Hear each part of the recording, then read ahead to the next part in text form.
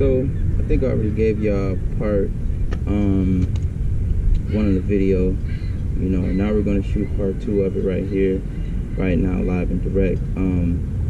Okay, so part 2, remember I told you it was a figure that was coming down, and that figure happened to be God.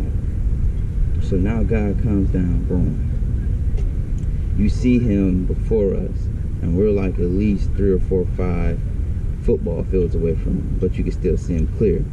You know, it just shows you how big he is and how small your problems are. It shows you that he's too wide to get around. Then the Lord begins to say, 1,000 years have came and 1,000 years have passed.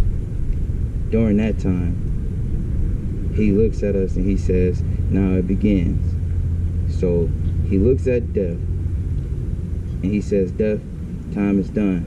We've that's it. You had your time here on earth, now your time is over. Grabs time, boom, crushes it. That's the end of time. That's the end of death. There's no more death on earth. We don't have to worry about death. You know, people are rejoicing right now as we're up in heaven. Second part, he turns to time. He looks at time. He says, time is no more now that you guys are with me in my presence. Grabs time, boom, cuffs it, destroys that next. You know, then he gives me the vision of himself. You know, there are some more powerful things right there that you can take from him. You know, I'll give you guys that. Well, actually, I'm gonna give you that right now. So basically, you look into his eyes and you see the galaxy. So that means he sees everything. He's omnipresent. He's always around. He's always viewing you. He knows the things that you're doing, the works of your hands, all of that. Part 2 of it is his eye. His other eye says, I see the heart. He knows the intentions of the entire soul, whether or not it's going to be good or evil, whether it plots to do wrong in the kingdom of heaven or help it. So he knows the entirety of your soul. He knows what it's going to do next. That's why he's the ultimate judge.